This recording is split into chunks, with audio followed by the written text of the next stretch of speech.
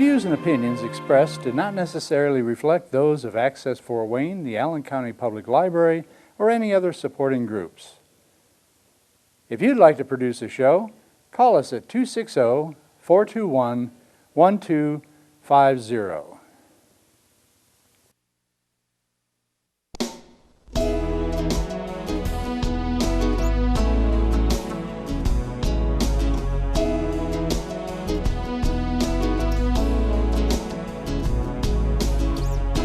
Let me be your lighthouse so I can show you the way. Let me be your shining light, I'll keep you from drifting away. I'm the one that makes you try when... Hello, this is Patty Hunter of Patty's Page. Today we have a special guest named Seth Drayer, and he is a very special person, created equal, and you'll tell me who he is and what he does and why Created Equal was formed. So, hello, kiddo. How are you? Hi, Patty. It's such a joy to be on your show again. So thank you so much for having me. I know. Oh, well, thank you yourself. You're welcome. Thank you for coming on to my show. I have a lot of questions for you, dear. My pleasure. It's my pleasure, Patty. I'm looking forward to the conversation. Oh, thank you. Seth Drayer, you are what of Created Equal? What is your role? Yeah, so I'm the vice president of Created Equal. And Patty, I'm sure we'll get into this in a moment, but Created Equal's mission is pretty simple. We believe that anyone, anywhere can defend preborn babies and help their parents. They just need the training, the tools, and opportunities to do so. So Created Equal exists to arm individuals with the basic case for life. And then we create opportunities to engage in dialogue, whether that be in downtown squares, on college campuses. We create opportunities for anyone, average people, normal people, anyone, anywhere, to go talk about abortion. So as vice president, my role is primarily to oversee our team. I work with our various departments to make sure we are training people and then creating those outreach opportunities so that people can use their apologetic skills to actively rescue babies. So exactly is there to help reach out to the public to show them what the truth is about abortion. And yes, that is correct. Right, we're convinced that a public debate on abortion has never really happened. You know, we had 9 men in robes in Roe versus Wade and Doe v. Bolton who made abortion legal throughout the United States of America.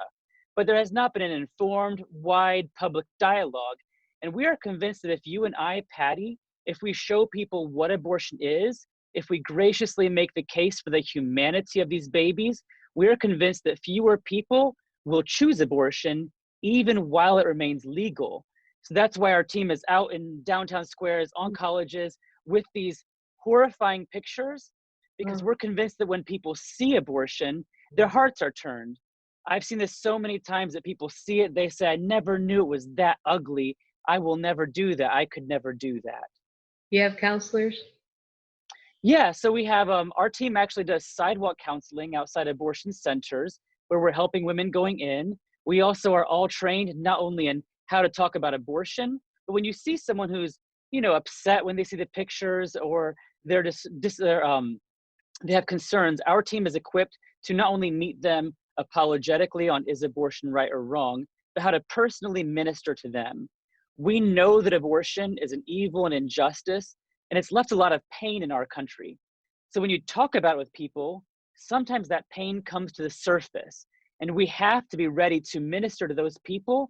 And that means not only sharing that abortion is wrong, but also sharing the very good news that there is healing, not just in some vague sense, but true healing through the gospel of Jesus Christ. And then not only is there forgiveness and salvation, but that God makes us clean. He washes us clean.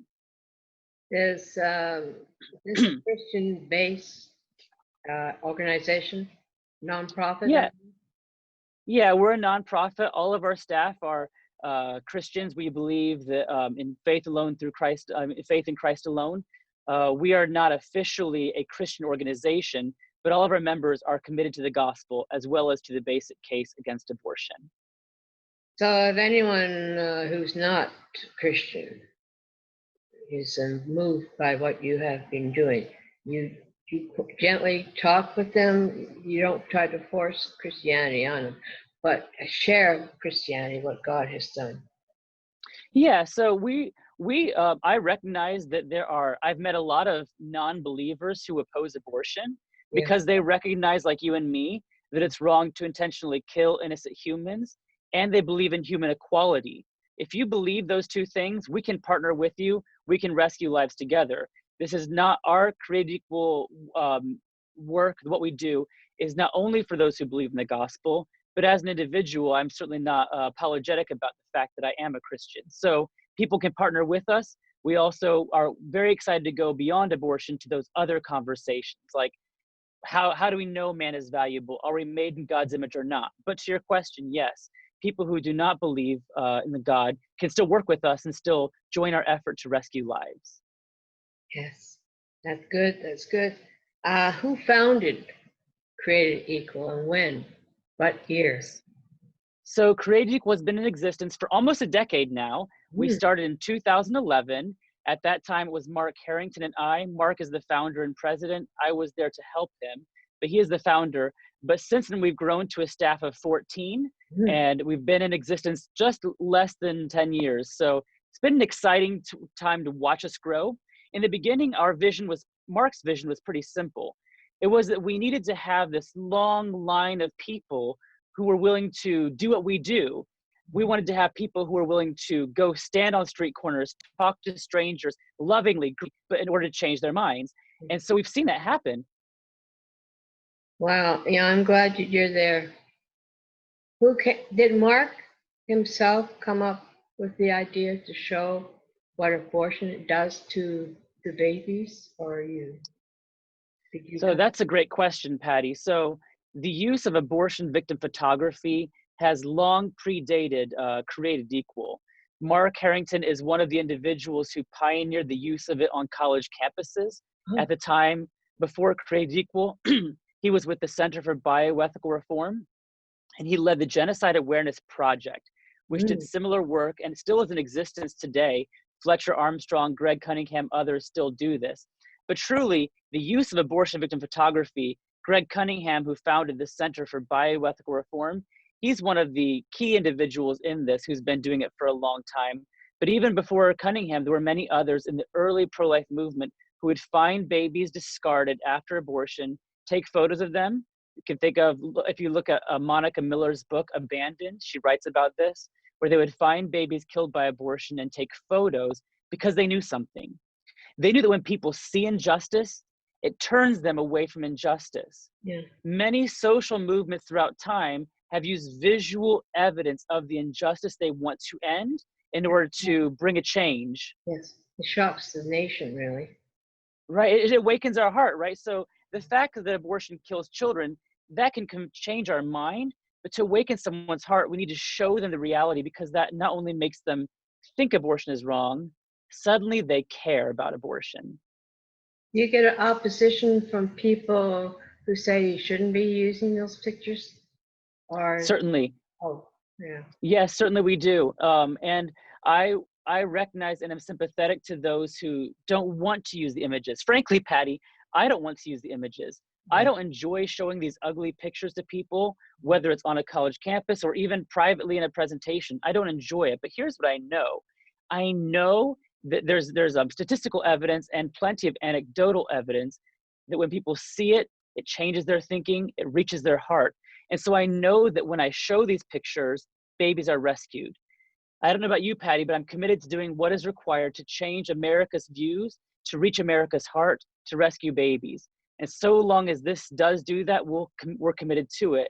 And we also believe that, as we read in Ephesians 5, Paul says in that book that we are to expose the fruitless deeds of darkness.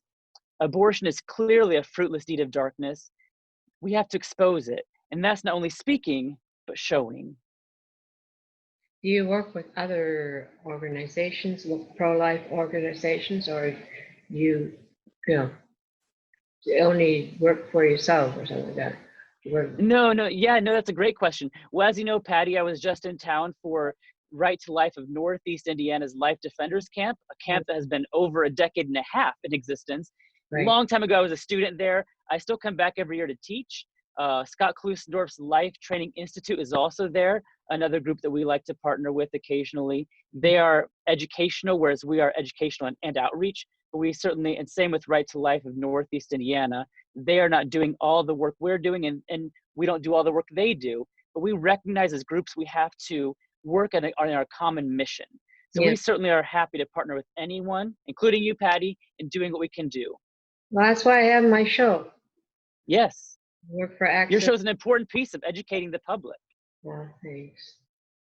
I mean, I can't give money, but I can give my show exposure to what's really going down out there with the Planned Parenthood that is here in Fort Wayne. Everybody's sort of, oh no, not again. So they're thinking of doing chemical abortions and stuff. Do you have pictures of babies who are chemically destroyed or just physically? Yeah. Yes, we do. Very limited though. So Patty, what you're raising is a concern the pro-life movement must grapple with. Yes. And that is increasingly more and more abortions are done, not surgically, but medically, chemically, as you say. So the surgical abortions, we know the procedures. With the drug, often called RU46, there are actually two drugs involved. So you have mifepristone, misoprostol. Mifepristone, when the mother takes the first pill, often in the abortion facility, although abortion advocates are trying to increasingly make this something sent through the mail to women without any test for pregnancy or testing to see if they have ectopic pregnancies where the baby's in the fallopian tube. Very dangerous. Yes. They want to send these to the mail.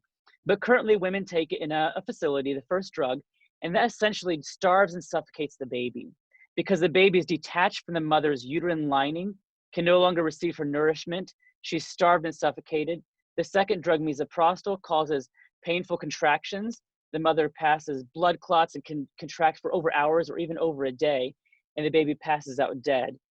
So this is It's not safe. something we must recognize. I'm sorry? Not safe for the mother either. It could kill. No, certainly not. And you imagine this. Some women, Patty, you probably have talked to women who've had abortions. I'm sure you have. I have often as well. Some women tell me decades later, they still don't like driving down the street where their abortion was. It's so painful. Yeah. Imagine waking up every day in your bed, looking to your right and seeing your bathroom, and that's the abortion facility. How much pain would that bring to you? Yeah. And you're home going through this labor of a dead baby alone, and if something goes wrong, you are alone. It's not safe for the mother, and it's never safe for the baby. But to your original question, sorry, yes? Go ahead. We do have a picture. A mother took a photo of her baby who was aborted at 7 weeks through this chemical procedure. And we have the photo from her that we do use. I did show it the night of the debate because I was having a debate last weekend in Indiana about this, which we'll talk about in a moment. But at formal debates, I want to not only give again the facts, but also the visual evidence that abortion kills.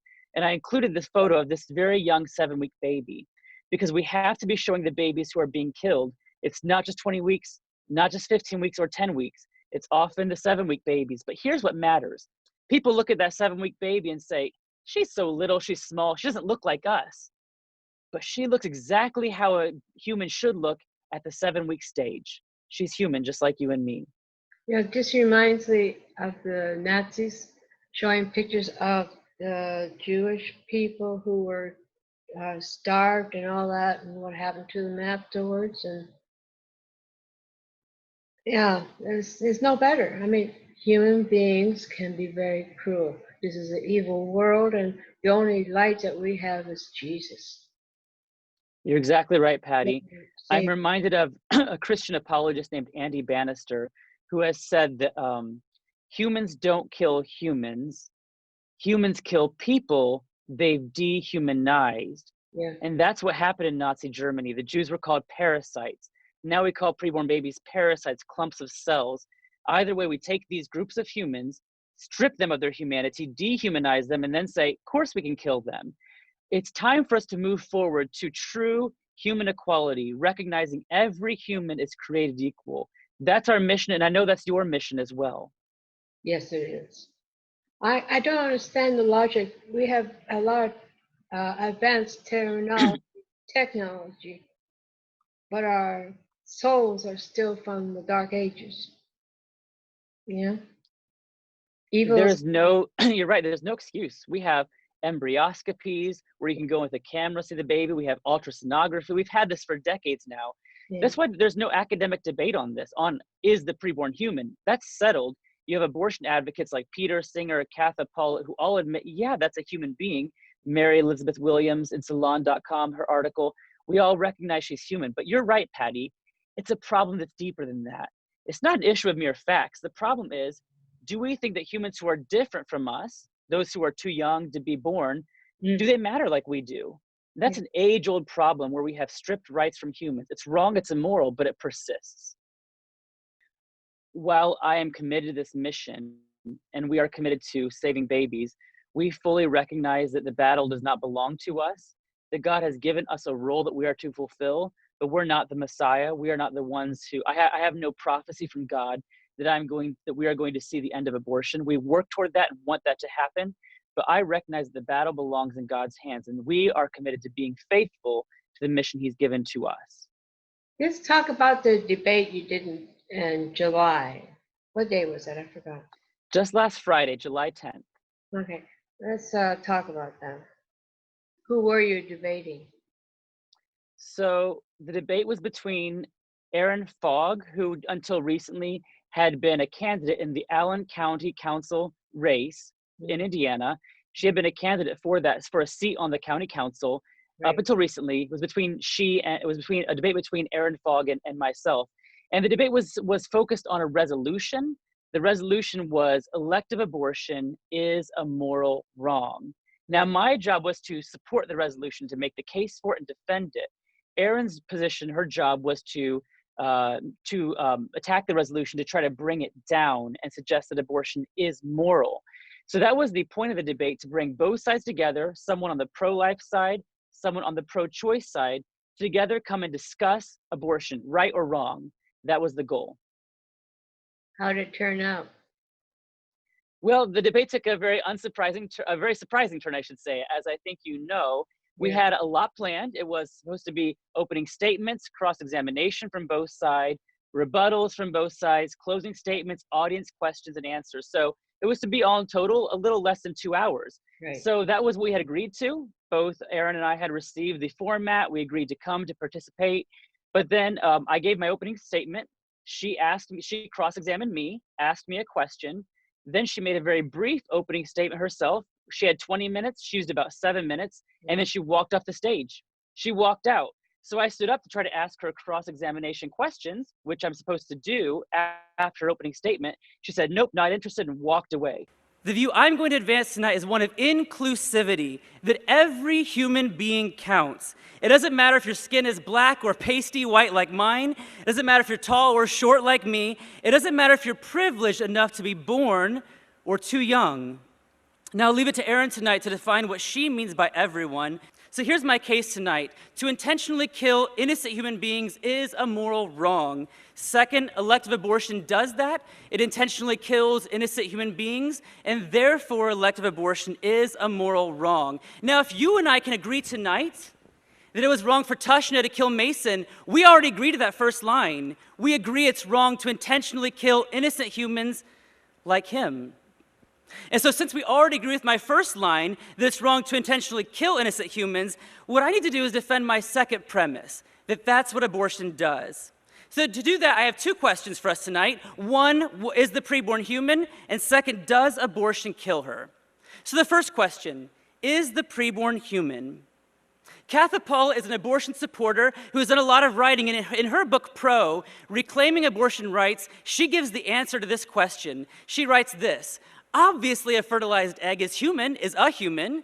It isn't feline or canine, and it is alive, and it is a being in the sense that it exists. Paulette may support abortion, but she also accepts basic science. Does abortion kill her? Well, before Roe v. Wade, Planned Parenthood answered this question affirmatively. In a 1963 pamphlet they had, Plan Your Children for Health and Happiness, Planned Parenthood said an abortion requires an operation. It kills the life of a baby after it has begun. Why would they say that? Well, in surgical abortions, the baby is decapitated, dismembered, disemboweled through suction or forceps. Consider the testimony of Dr. Lisa Harris, who performs abortions. In Reproductive Health Matters Journal, Dr. Harris, writes of performing such an abortion procedure while herself pregnant. She writes, "I picked up my forceps and began to remove the fetus in parts. I grasped an extremity and began to pull it down. I could see a foot hanging from the teeth of my forceps. With a quick tug, I separated the leg. And precisely at that moment, I felt a kick in my own uterus. There was a leg and foot in my forceps and a thump, thump in my abdomen. Instantly, tears were streaming from my eyes." So I'd like to ask for the remainder of this time if I could put my fist inside your mouth for just like, 2 minutes, right? I don't understand what that would prove. Well, if a woman becomes pregnant and does not want to be pregnant, she has to have a whole entire person inside her body against her will, correct? When that child is inside your body, is it moral to decapitate and dismember that child? If I forcibly put my fist in your mouth right now, those officers right there would be warranted in using lethal force to stop me. I do not have the right to put my body inside any of you. I don't. That any person should have to go through the experience of their body bonding to a human being, to a baby that hurts every day it's in there, that it strips the marrow from your bones. Your teeth can fall out because the baby will take the nutrients whether you have them or not. How many of you can sit here and say that it is morally acceptable for any person to be forced to push an entire human being out of their uterus, through their vagina, that can kill you? And when we realize that no age gives any person the right to be inside the body of another against their will, then maybe we can talk about why abortion is so wrong. But I think I've said my piece. And I think the value of continuing this is zero. So good night, and God bless you all.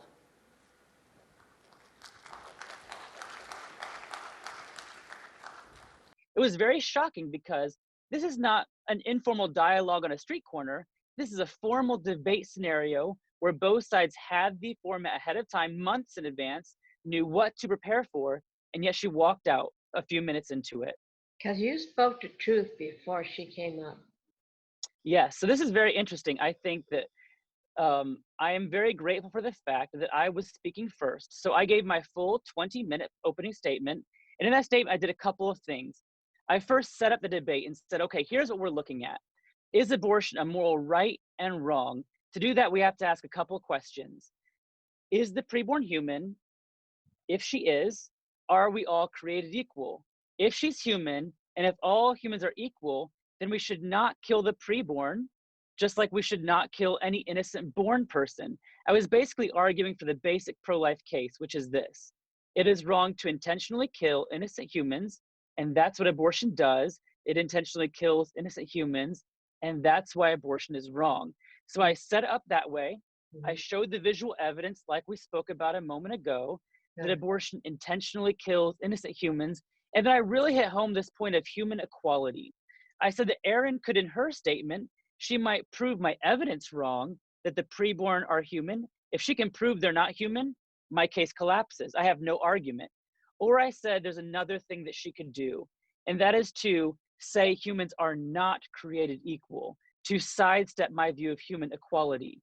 Now, I knew something. I knew she could not prove they're not humans. It's proven scientifically. I also knew that she was not going to be willing to accept, or I knew that she was not going to be willing to reject human equality. So I admit I put her in a very difficult spot. But still, she should have gotten up and made a case for her view. Instead, she made a very brief statement, which did involve an argument we can talk about, but mostly she made a brief statement and then took off. Yeah, What I saw, she called babies invaders, and they didn't have, they're forcing the mother to give birth and take care of the baby. No logic there. Now, this is interesting, Patty. So I think that Erin did one thing. One thing I think Erin did, which we should take note of, is that she did find another way to argue, which is what we should, what we expect in a debate, right? Mm-hmm. So she admitted openly to the public, I agree that preborn are human beings. That's very important. She agreed with us on that point.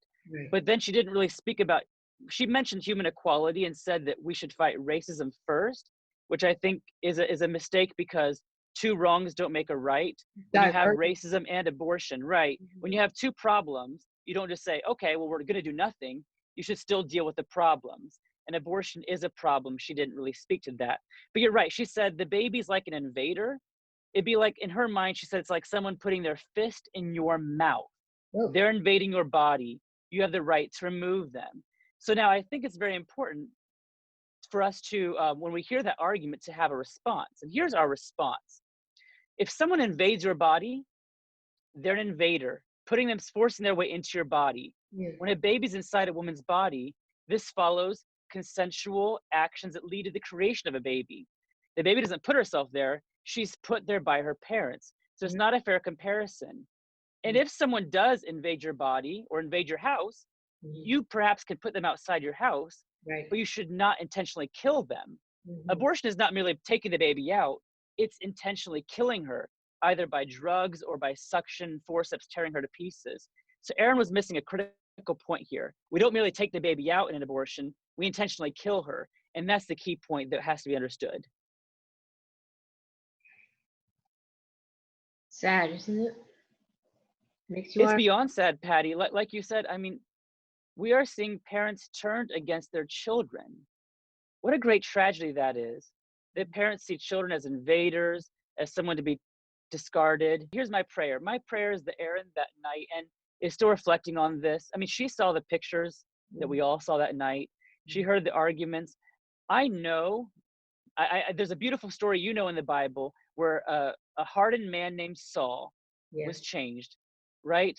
I don't know Erin's history. I don't know her future. But here's what I know. So long as we are living, we are not beyond God's rescue. My prayer for her and everyone, whether they merely support abortion or they're actively involved in it, my prayer is that they would recognize the truth, see that abortion is wrong, stop supporting it, and more importantly, bow their knee to the cross and not only be forgiven, but experience true healing that comes only through Jesus Christ. Amen, brother. You speak it. And you know something? This is towards the end of the show. I have to have you back on again. That'd be fantastic. I'd love to come back, Patty. There's so much to talk about, especially what you're doing and where you're going and all this. So what would you like to say to my audience? We have 1 minute left. So Well, please look for more information at createdequal.org, createdequal.org. Also, if you want to see more videos of me with talking to Erin and people like her about abortion, that's on our YouTube channel, which is youtube.com/createdequalfilms. It's all on there. okay, love. Thank you so much, Seth Drayer. Thank you, Patty. Yes, It's been a pleasure. God bless you. So this is Patty Hunter, Patty's Page. Thank you for coming into our studio. And thank you, Seth Drayer. We'll see you next week. God bless. Godspeed, my love, until we meet again. You're always in my heart and every dream. Don't let this time apart give in to all our fears. God will keep us close from up above. So until we meet again, Godspeed, my love.